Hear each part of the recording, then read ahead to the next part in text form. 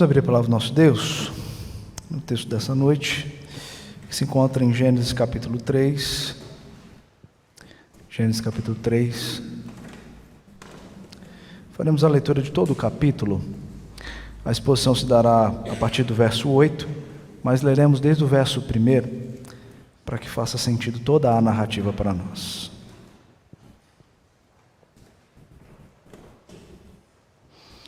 Diz assim a palavra do nosso Deus: Mas a serpente, mais sagaz que todos os animais selváticos que o Senhor Deus tinha feito, disse à mulher: É assim que Deus disse: Não comerei de toda a árvore do jardim? Respondeu-lhe a mulher: Do fruto das árvores do jardim podemos comer, mas do fruto da árvore que está no meio do jardim, disse Deus: Dele não comereis, nem tocareis nele, para que não morrais.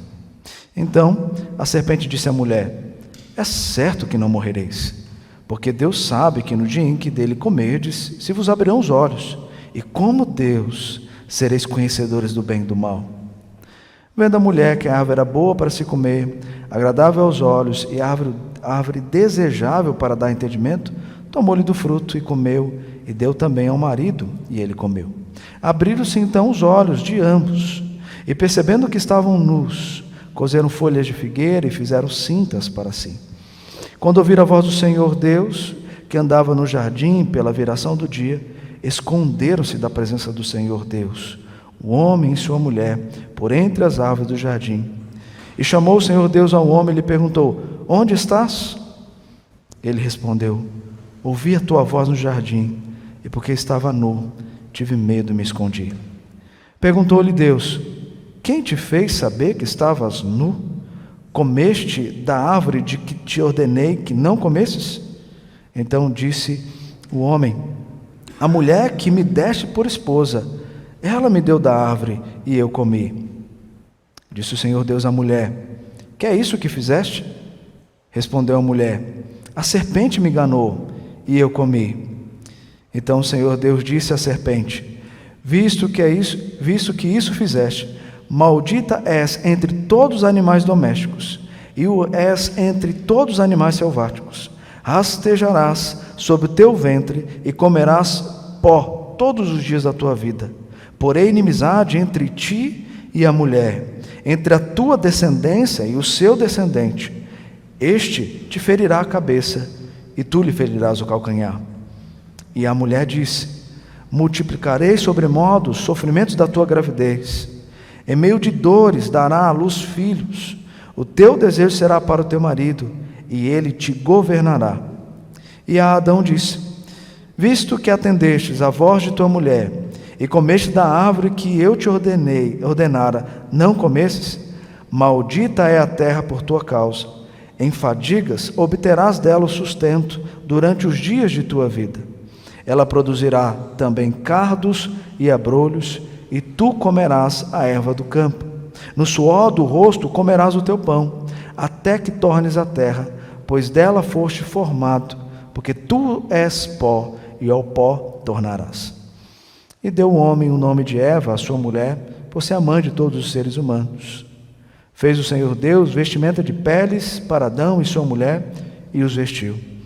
Então disse o Senhor Deus: Eis que o homem se tornou como um de nós, conhecedor do bem e do mal, assim que não estenda a mão e tome também da árvore da vida, e coma e viva eternamente. O Senhor Deus, por isso, o lançou fora do jardim do Éden, a fim de lavrar a terra de que fora tomado. E, expulso o homem, colocou querubins ao oriente do jardim do Éden, e o refugir de uma espada que se revolvia, para guardar o caminho da árvore da vida. Oremos. Acabamos de ler a tua palavra, Deus. Precisamos de entendimento, clareza. Usa o teu servo para ministrar essas verdades, de maneira que o teu povo não só compreenda, mas possa experimentar da verdade aqui expressa, em nome de Jesus. Amém. Queridos, o que há de errado com o homem? O que há de errado com o homem? Você parou para pensar que perguntas assim surgem constantemente em nossa mente? principalmente quando nós nos deparamos com uma situação horrível feita por algum homem. E então nós perguntamos: como o homem é capaz de fazer tal coisa? Como o homem tem um coração tão mau ao ponto de inferir sobre o outro tal maldade? Perguntas como essas são feitas constantemente, mas as respostas nem sempre são buscadas no lugar correto. A Escritura, ela traz para nós a resposta daquilo que o homem é. O homem que foi criado por Deus se corrompeu. Se corrompeu porque esse homem desejou ser como o próprio Deus. E consequência a isso, o pecado entrou no mundo. E a corrupção dos nossos primeiros pais, Adão e Eva, não ficou apenas neles, mas foi transmitida a toda a raça humana, porque Adão e Eva eram os nossos representantes. E agora? E agora que o homem pecou, e agora que a terra foi, pelo próprio Deus, tornou-se maldita, e agora, como resolver esse problema? Nós perceberemos nessa narrativa, olhando agora para a segunda parte, nas cenas que compõem, a partir do verso 8 até o versículo 24, as consequências da nossa depravação, mas a intervenção divina. A beleza das Escrituras e do Deus que nós servimos, queridos, é a certeza que Deus revela a podridão, ao mesmo tempo que Ele revela o tamanho da graça dEle, para chamar o pecador à presença e voltar aos caminhos da vida. Toda a Escritura, ela mostra essa divisão entre os ímpios e os justos. E tudo isso à luz do Cristo, que veio para dar vida e cumprir um plano eterno do Pai. E Gênesis 3 está aqui para contar tudo isso para nós. Quando lemos às vezes o capítulo de Gênesis 3, nós achamos que aqui nós só temos o momento da queda. Somente o momento terrível em que nós nos colocamos pelo pecado dos nossos primeiros pais.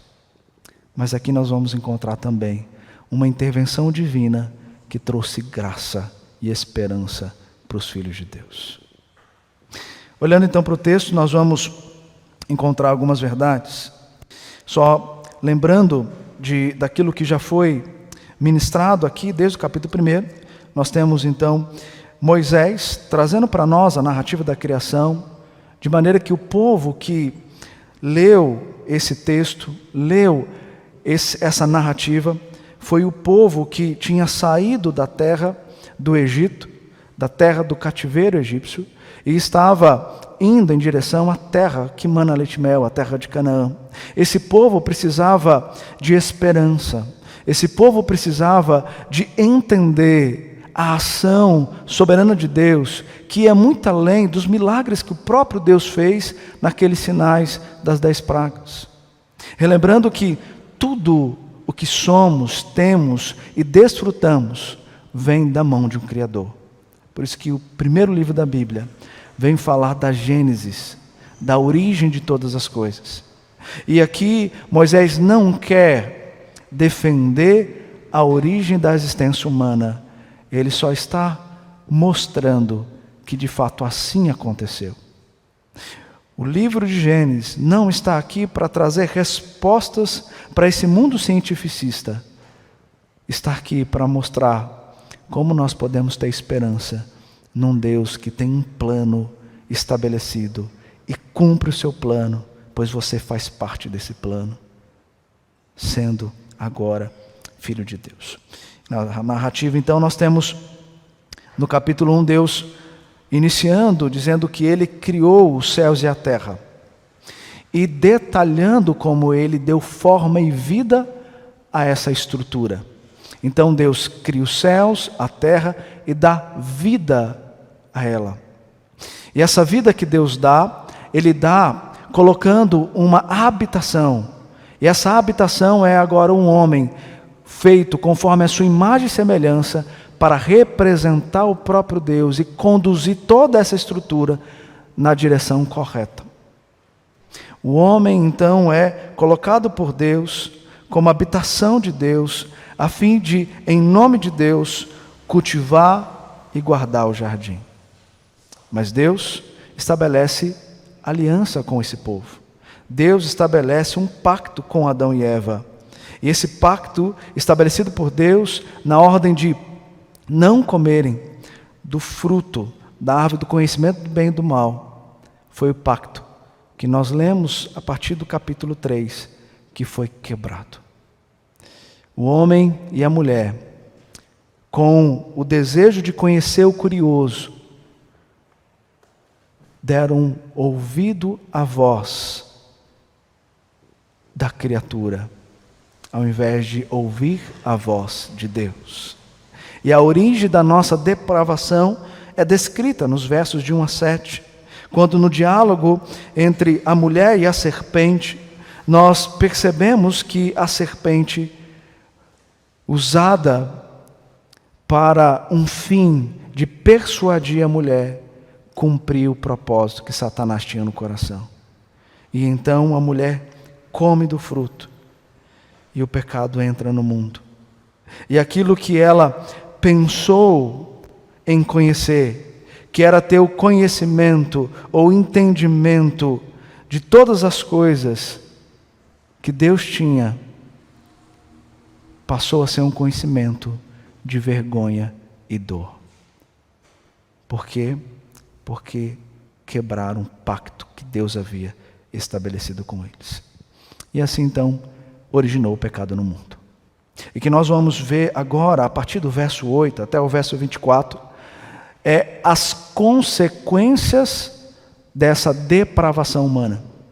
Quais foram as consequências imediatas a partir do ato de comer do fruto e dar ao marido? Nós vimos no versículo 7, na pregação passada, que foi a vergonha.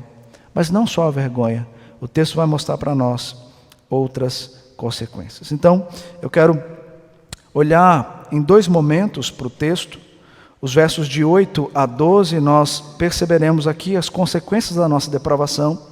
E os versos finais, de 13 até 24, nós olharemos e veremos a intervenção divina. E como Deus, então, interviu soberanamente nessa cena, a cena da queda. Então, quais foram as consequências quando o homem e a mulher comeram do fruto? O verso 8 diz que quando ouviram a voz do Senhor Deus, que andava no jardim pela viração do dia, o que eles fizeram? O texto traz aí que eles esconderam-se da presença do Senhor Deus. Eles não só tiveram vergonha, mas também eles se esconderam. Mas não só esconderam, eles também, no verso 10, tiveram medo. Ele respondeu a uma indagação do próprio Deus: ouvi a tua voz no jardim e porque estava nu, tive medo e me escondi. O tom de voz, mas macio e calmo, do Deus que andava pela viração do dia com Adão e Eva, mudou. Agora, eles estão ouvindo uma voz com um tom diferente. A voz de Deus agora é a voz de justiça, porque o mandamento, o pacto foi quebrado. E a voz de justiça então entra. E o homem, nesse ato, ele se esconde quando ele escuta a voz de Deus, porque ele escuta uma voz que não é mais aquela mesma voz, macia e doce, mas uma voz de justiça por um ato cometido, contrário ao mandamento de Deus. Então, a voz de justiça aparece e começa a fazer perguntas de julgamento. E a primeira pergunta feita por Deus é, no versículo 9, onde estás? Onde estás? E então o homem responde: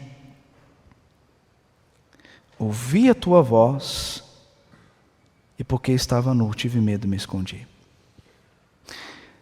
Nesse momento em que Deus indaga o coração de Adão e de Eva, Deus revela o rompimento, o primeiro rompimento que há na união entre Deus e o homem. Agora há uma inimizade. O homem agora não é mais aquele representante perfeito de Deus. O homem agora, ele rompe com o relacionamento que ele tinha, porque ele quis relacionar com a criatura ao invés do Criador. E com isso, então, nós temos a primeira quebra do mandamento, dos mandatos de Deus, que é o mandato espiritual. O relacionamento entre homem e Deus está rompido. Essa é a consequência. O homem que tinha a presença de Deus, que andava pela viração do dia, agora escuta a voz de justiça, indagando: o que você fez? O que você fez? E o texto diz que eles então se esconderam e tiveram medo. O medo, queridos, é uma resposta, nós sabemos, a uma ameaça. Todavia, aqui nós sabemos que a ameaça não é Deus. A ameaça é o próprio homem que pecou contra Deus. O medo é uma ameaça que está vindo diante de mim, mas a ameaça não é a voz de Deus. É a consequência do que o homem fez contra o seu Deus. E a fuga, o esconder, é um elemento buscado pelo homem quando ele tem medo. Quando ele tem medo, ele se tranca, ele se fecha. Ele não quer ser indagado por essa ameaça. Ele não quer se deparar com essa ameaça. Ele foge, ele se esconde. Medo e fuga são elementos que nós buscamos constantemente quando cometemos pecado, não é mesmo? E tudo isso é fruto do primeiro pecado de Adão e Eva. O medo é, em sua gravidade, pecado. A fuga é fugir da realidade porque você não quer encarar os fatos que você precisa encarar. O ser humano constantemente ele se afunda na sua alma e nos problemas da alma justamente porque tem medo e se esconde da presença de Deus. A segunda pergunta de Deus: quem te fez saber que estavas nu? Comeste da árvore de que te ordenei que não comesses? E a resposta do homem foi: a mulher que me deste por esposa, ela me deu da árvore e eu comi. A primeira quebra foi o mandato espiritual. A segunda quebra é o mandato social. Agora o homem, ele quebra o relacionamento com quem? O relacionamento com Deus já está rompido. Agora o homem rompe o relacionamento com a varoa. Aquela a quem ele diz no capítulo 2, versículo 23, esta afinal é osso dos meus ossos, carne da minha carne, chamar-se-á varoa, porquanto do varão foi tomado. Agora não é mais nada disso. Agora é aquela que me prejudicou, é aquela que me fez comer do fruto. O homem, ao invés de reconhecer que a escolha de comer do fruto foi dele, e que ele deixou de cumprir o papel de homem, e repreender a voz, e repreender a sua mulher, ele deixou que o mesmo desejo que a mulher tinha falasse mais alto. Mas ao invés de encarar a culpa do pecado, ele culpou outro. E aí nós temos a quebra também do relacionamento entre o homem e a mulher. Veja, parece-me aqui que o homem e a mulher se esconderam deles mesmos. Parece-me aqui que o homem e a mulher tiveram vergonha deles mesmos. O texto diz para nós que, lá no capítulo 2, que eles estavam nus. E tudo estava perfeito, porque eles não se envergonhavam. Agora, no ato do pecado, a consequência é: porque estava nus, tive medo e me escondi. Será que eles esconderam porque eles tiveram vergonha da nudez apenas da presença de Deus? Não. Eles tiveram vergonha um do outro. Consequências do pecado. E com isso, eles rompem com essa perfeita unidade estabelecida no capítulo 2, quando Deus diz: deixa o homem, pai e mãe, e une sua mulher, tornando-se os dois uma só carne. E na ordenança de Deus em multiplicar. Une-se, tenha relação, e disso traga frutos, disso tenha filhos. Então nós temos também um rompimento aqui com o relacionamento entre o homem e a mulher. Mas a espiral descendente continua. Agora, nós vamos perceber que há também uma quebra de relacionamento com a natureza. Porque na resposta da mulher, ela também não reconhecerá o pecado. Quando Deus a indaga, ela então responde ao Senhor: foi a serpente. Foi a serpente, a culpa é da serpente. Ela me enganou e eu comi. A partir do momento que o homem culpa a mulher, ele culpa também Deus. A partir do momento que ele culpa a serpente, ele também culpa a Deus. E o relacionamento com a natureza aqui também é rompido. Por quê? Porque o homem e a mulher não reconheceram os atos pecaminosos que tiveram, e aqui nós temos também a quebra do mandato cultural. Perceba, queridos, que quanto mais nós ofuscamos a realidade do nosso pecado, sem encarar os fatos e confessá-los diante de Deus, a espiral é descendente. Nós vamos só para o fundo do poço. E as tentativas de resolver essa dor e esse sofrimento que aflige o meu coração, causando medo e angústia, só vão piorar. Por quê? Porque eu não quero escancarar o meu coração diante de Deus e confessar cada um dos meus pecados. Esse é o exemplo do que o pecado faz com o ser humano e as consequências desse pecado na vida do homem e da mulher. Mas e agora? E agora, Deus, Ele não só interroga, mas Ele também intervém. E essa intervenção divina que acontece agora, a partir dos versículos 14 e 24, ela se dá em mais de um momento.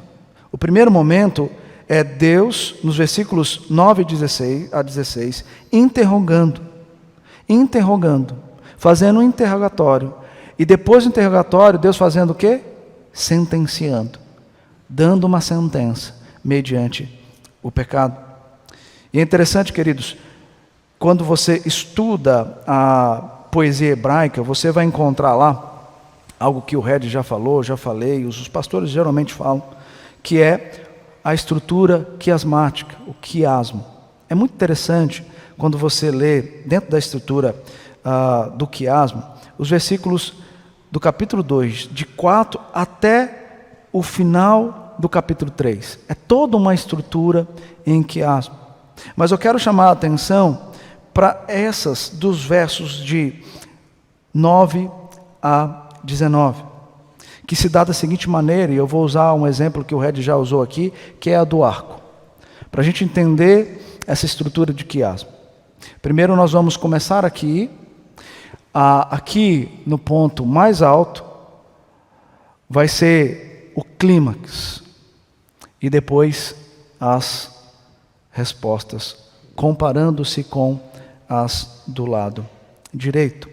Então nós temos aqui, nos versículos de 9 a 2, Deus interrogando o homem e o homem culpando a mulher. Depois Deus interroga a mulher e ela culpa a serpente. No clímax, Deus amaldiçoa a serpente. Depois, Deus pune a mulher e, na sequência, Deus pune o homem. Deus, então, faz o interrogatório e traz a sentença. E veja que a sentença de Deus sobre o homem, mulher e a serpente seguirá uma ordem invertida do interrogatório. O interrogatório começa com o responsável pelo jardim. Deus começou com Adão, passou pela sua auxiliadora, Eva, e por fim chegou na serpente, ou no tentador, Satanás. Já a sentença que Deus vai proferir, ela vai começar da serpente, passar pela mulher, que deu ouvido a essa voz da serpente, e chega no homem que se submeteu ao desejo da mulher. Agora, diferentemente do homem e da mulher, Deus, ele não interroga a serpente. Ele não interroga a serpente. E por que ele não faz isso? Primeiro, porque o animal em si não havia nenhum senso de pecado. Era animal, não tinha as faculdades volitivas. E porque, em segundo, ao diabo, ele não ofereceria nenhuma esperança ao perdão, porque ele já está condenado. E Deus, então, ele já começa sentenciando a serpente. Olha o que ele diz: maldita és. Essa é a primeira vez que lemos na Bíblia uma maldição de Deus. A maldição de Deus retira as criaturas das bênçãos de Deus. As maldições de Deus retira as criaturas das bênçãos do próprio Deus. Tem um comentarista chamado Sidney Greidanos, que ele vai nos lembrar de algo muito interessante, que Gênesis 1, nós podemos encontrar lá 3 vezes Deus abençoando. Ele abençoa os animais, abençoa os seres humanos e abençoa o 7º dia. Mas aqui na queda, nós vamos perceber que Deus vai amaldiçoar 3 vezes. Primeiro ele amaldiçoa a serpente, depois amaldiçoa a terra, e na narrativa do capítulo 4, ele amaldiçoará o assassino de Caim. Quando a maldição vem, a bênção é retirada. Quando a bênção está, não há maldição. A serpente, esse animal, que é um ser irracional, não tem as faculdades volitivas como o ser humano, para compreender a culpa e entender a punição. E Satanás, por já estar condenado, ele então vai receber a sentença de Deus, que é: agora você rastejará e comerá do pó da terra. Você vai rastejar e comer do pó até os últimos dias da sua vida. E não só isso, ele também causará uma inimizade entre a descendência da serpente e o descendente da mulher. A serpente então se torna, mediante essa punição, um animal desprezível. E Deus faz isso para que, quando nós olharmos para a serpente, tivéssemos em mente o que Satanás fez com a humanidade através de Adão e Eva. Na sequência, vem um castigo da mulher. Deus Ele não amaldiçoou a mulher, como ele amaldiçoou a serpente. O que Deus fez com a mulher? Deus foi dar o castigo à mulher. Ele amaldiçoou a serpente, mas a mulher, ele deu castigo. E ele castiga nos seus papéis de mãe e esposa. Versículo 16: multiplicarei sobremodo os sofrimentos da tua gravidez, em meio de dores dará à luz filhos. O teu desejo será para o teu marido, e ele te governará. A mulher sofrerá grande dor para multiplicar. Parar para pensar que no Éden, a mulher não teve filhos. Ou seja, no Éden, ela não desfrutou do benefício de ter filhos sem dor. É provável que uma dorzinha teria, né? Tem que haver uma dilatação para que a criança possa nascer. Mas não na intensificação.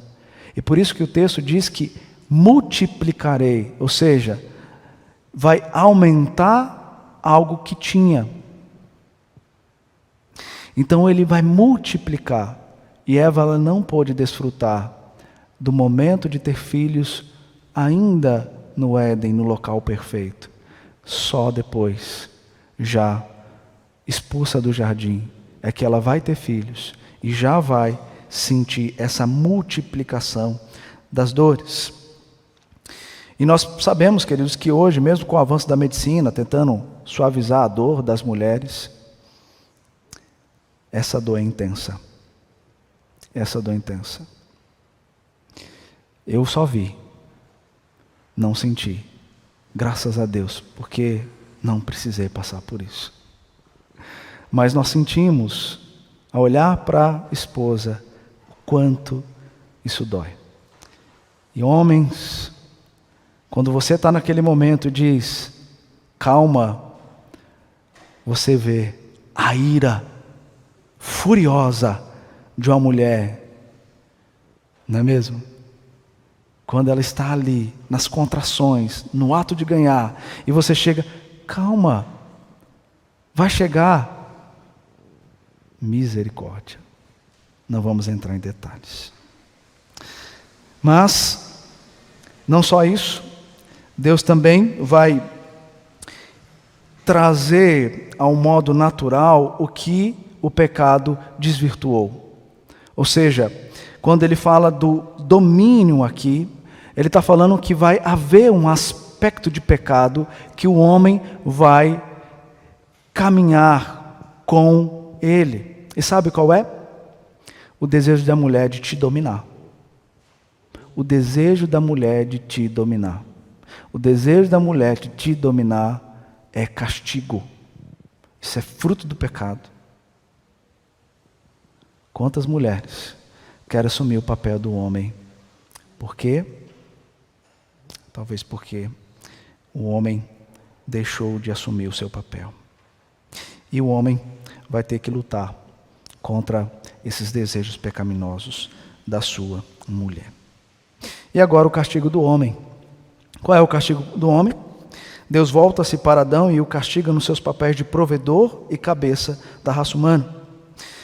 Grey Danos também vai afirmar algo muito interessante a respeito disso. Ele vai dizer que essa é a sentença mais dura de todas. Em vez de viver num paraíso abençoado com abundância de mantimento, o povo viverá na terra que Deus amaldiçoou. Ela produzirá cardos e abrolhos. O trabalho pleno de sentido converte-se em dores. No suor do rosto comerás o teu pão. E então vem o último castigo, até que tornes a terra, pois dela foste formado, porque tu és pó, e ao pó tornará. Os versículos 22 e 23, o Senhor vai dizer o seguinte: eis que o homem se tornou como um de nós, conhecedor do bem e do mal, assim que não se estenda a mão e tome também da árvore da vida e coma e viva eternamente. O Senhor Deus, por isso, o lançou fora do jardim do Éden, a fim de lavrar a terra de que fora tomado. Além de ter que suar para poder ter o sustento, o homem foi expulso do jardim. o homem foi expulso do jardim. Aquilo que estava tudo bem ali, fácil, sem muito trabalho, agora não poderá ser mais o alimento do homem.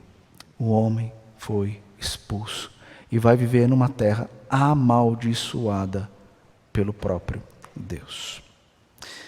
Queridos, essas são as consequências e a intervenção divina sentenciando, após o interrogatório, a serpente, a mulher e o homem. Vamos terminar assim? De forma nenhuma. Porque a intervenção divina, ela não acaba na sentença, ela culmina na graça. E a graça, e nós vamos ver isso aqui agora. Veja que a intervenção divina não é somente punindo, mas trazendo esperança ao manter a sua aliança em meio à corrupção humana. O descendente da mulher, somente Satanás é lançado contra Deus e não a humanidade. Somente Satanás é lançado contra Deus nessa inimizade com a descendência da mulher. Deus faz separação entre justos e ímpios nas descendências. Com isso, o traço na história é uma longa batalha entre o bem e o mal. Porém, como resultado, o descendente da mulher há de vencer, estabelecendo o princípio do que é bom, do que é perfeito, na morte e na sua ressurreição. Pisando na cabeça da serpente, mesmo ferindo o calcanhar, ele vencerá. E aqui em Gênesis 3,15, nós temos o que nós chamamos de proto-evangelho, ou seja, as boas novas sendo anunciadas pela primeira vez. Deus trouxe a queda, mas trouxe o sinal da esperança. E o sinal da esperança é Cristo vencendo o seu inimigo na cruz do Calvário. A semente da mulher, o segundo Adão, que foi tentado por Satanás em um cenário diferente do cenário de Adão. Porque quando Cristo foi tentado, ele estava com fome. Mas diferente da reação de Adão, que não repreendeu a voz, Deus repreendeu a voz de Satanás. Cristo repreendeu a voz de Satanás e não pecou. Esse é a semente da mulher.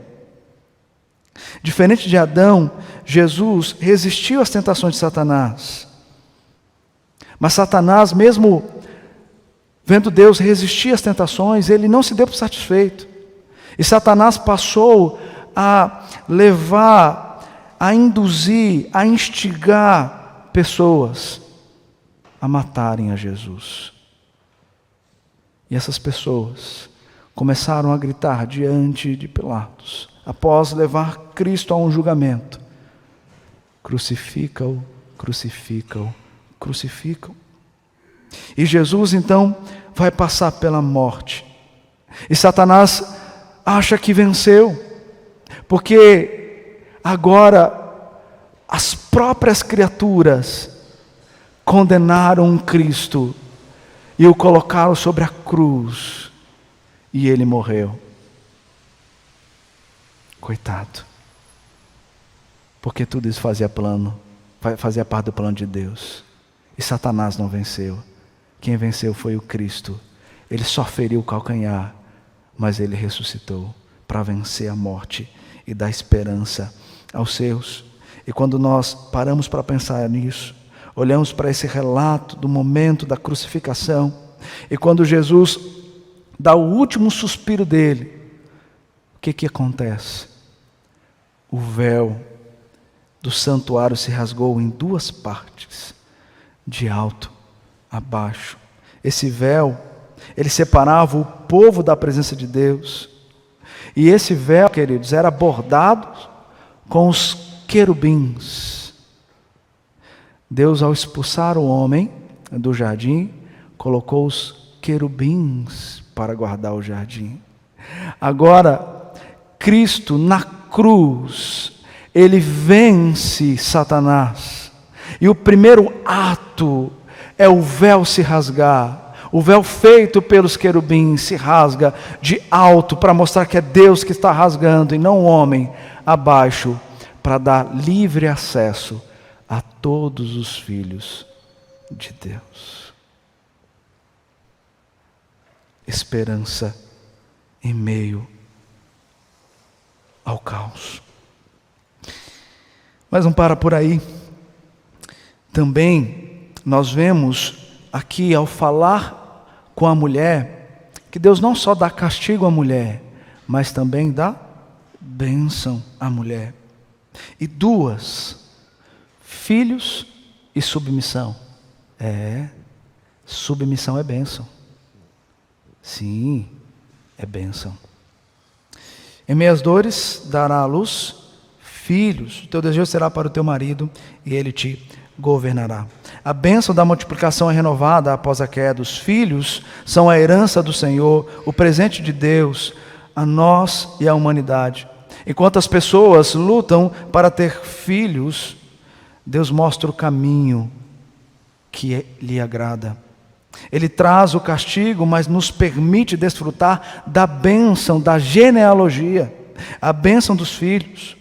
O casamento, queridos, foi instituído por Deus aqui no capítulo 2, versículo 24. Mas no capítulo 3 nós vemos isso sendo manchado pelo pecado. Porém, mesmo assim, Deus usa esse modelo imperfeito para nos mostrar um modelo perfeito. Quando o noivo virá para resgatar a sua noiva, igreja, e nessa união perfeita desfrutarem da eternidade. Então, o casamento que você tem, ou que você almeja, ele representa, mesmo em meio a muitas dificuldades, o que vai ser perfeito na união que temos com o noivo. Então, os filhos vêm dessa ideia de que agora os filhos são bênção, para que os pais possam conduzir os filhos de uma maneira a fazer diferença dentro de uma sociedade caída. Deus não nos deu o privilégio de ter filhos apenas para dizer, eu tenho filhos, ou para satisfazer um vazio. Deus nos deu filhos para que nós cumpramos uma missão diante dele, que é levar os nossos filhos aos caminhos de Deus, e assim fazerem diferença e continuarem uma genealogia eleita por Deus. Quando você olha todo o traço da Escritura, do Antigo Testamento, decorrendo até a vinda do Messias, prometido em Gênesis 3,15, você vê Deus preservando a semente que viria da mulher, através dos filhos. Os filhos são um presente dado por Deus, assim como a união conjugal. Por isso nós devemos cultivar e trazer os elementos da graça de Deus para reinar nesses relacionamentos. Além disso, Deus vai trazer governo e trabalho quando Ele vai falar ao homem. Deus reveste o desejo de domínio que agora a mulher possui e volta ao seu marido como padrão estabelecido na criação. Ser submissa ao marido é a ordem de Deus e deve ser cultivado no casamento, diante do padrão bíblico. Essa submissão, ela não é uma escravidão. Essa submissão, como Efésios 5 vai nos dizer, é uma submissão em amor. E o amor comparativo ali é o amor de Cristo à sua igreja. O Cristo que veio, assumiu a forma de servo, se esvaziou e em amor se deu voluntariamente por nós na cruz. Por isso, o amor da mulher e do homem deve se comparar a essa realidade de relacionamento entre nós e Deus. Por isso que a mulher precisa compreender que a submissão, ela é bênção, não é castigo. Deus colocou o homem para te ajudar, assim como você está com ele, para ajudá-lo, cumprir esse papel. Não tente governar, porque isso é castigo, e isso só vai trazer ruína para o casamento. Deixa o marido governar. Ah, pastor, mas ele ele é muito calado, ele é muito na dele, ele tem muita dificuldade. Ajude-o. Você é auxiliadora ou você é usurpadora? Eu acho que é auxiliadora. Por isso você não está para usurpar o papel dele, só porque ele não cumpre, ou porque ele se perde em meus pecados e não assume o papel de homem do seu lar. E nós sabemos que, por conta do pecado, o homem pode abusar da sua autoridade. Por isso que a autoridade deve se assemelhar a Cristo. Mulher não é escrava, não é feita para satisfazer prazeres do homem. A mulher, de fato, é para ser companheira sob a missão que Deus deu ao casal e ajudá-lo a cumprir esse papel. Queridos, o trabalho também é bênção. Veja que Deus mostra que o castigo está no suor, no tirar o sustento com muita força e dedicação. Mas o trabalho não, o trabalho é bênção. E muitas das vezes nós temos uma mente um pouco jesuíta nesse ponto, achando que o trabalho não é a bênção de Deus. O trabalho é a bênção de Deus. Às vezes nós chegamos na sexta-feira e queremos só o happy hour. Ufa, acabou a semana, vou aproveitar, sem trabalhar. Aí chega no domingo, como hoje, e você diz: ai, amanhã eu tenho que levantar cedo e começar essa rotina de trabalho. Como eu preciso de férias, Deus, me dá férias logo. Queridos, esse é um entendimento equivocado do trabalho. Sabe por quê?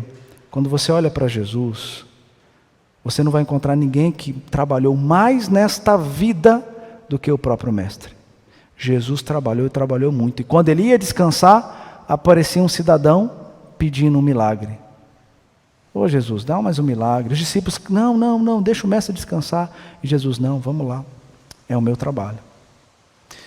Mas Jesus ensina que ele trabalhou muito, mas a alma estava descansada. O homem precisa compreender que produzir muito é sim algo bom, mas ao mesmo tempo que produz, ele precisa aprender a descansar, porque o descanso não é um simples ócio, o descanso é estar na presença de Deus. Esse é o descanso que temos com o Senhor. Queridos, e acima de tudo, no verso 21, para encerrar, nós temos aqui algo surpreendente. Fez o Senhor Deus vestimenta de peles para Adão e sua mulher e os vestiu. Sabe o que nós temos aqui? Perdão. Está falando de vestimenta? Como assim perdão? Tem perdão aqui, sabe por quê? Vocês acham que Adão conhecia sacrifício? Adão sacrificava animais para comer? Não. Aqui não. Isso vai acontecer depois da queda. Mas aqui não. E Deus mostrou para ele que, para perdoar o pecado que ele cometeu, ele precisava derramar sangue. E ele pega então um animal e faz vestimenta, não com o sentido de mostrar, o homem fez com folhas de figueira as roupas, ele não sabe se vestir. Sim, é isso também, mas é mais do que isso. É mostrar para o homem que agora Deus estava cobrindo o pecado deles com remissão, com expiação, para apontar que agora todo sacrifício apontaria para o sacrifício do nosso Senhor Jesus, que de fato derramou o sangue dele na cruz e de uma vez por todas expiou o pecado de todo ser humano. Gênesis 3 não mostra só a degradação do homem, mostra também uma intervenção divina, sentenciando, mas trazendo ao mesmo tempo graça. Por isso, meu querido irmão e minha querida irmã, nós precisamos compreender que a Escritura está para nós como um caminho para reconhecermos quem somos, reconhecemos as nossas afrontas contra Deus, reconhecemos os nossos pecados diante de Deus, confessá-los, se arrepender, abandonar, para desfrutar desse perdão que Cristo já te deu na cruz do Calvário. Mesmo você não merecendo, Ele remiu o seu pecado. Mesmo Adão e Eva não merecendo, Deus remiu o pecado deles, para que o plano pudesse continuar. Esse é o Deus soberano e perfeito, que nos chama a confessar os nossos pecados, deixá-los, para alcançar a misericórdia e desfrutar do benefício de andar e viver na presença dEle. Muito obrigado por nos acompanhar até o final desse vídeo. Para receber mais reflexões e ficar por dentro dos próximos conteúdos, te convidamos a seguir as nossas redes sociais que estão na descrição. Alguns vídeos aparecerão na tela, caso queira continuar nos assistindo. Abraço e até a próxima!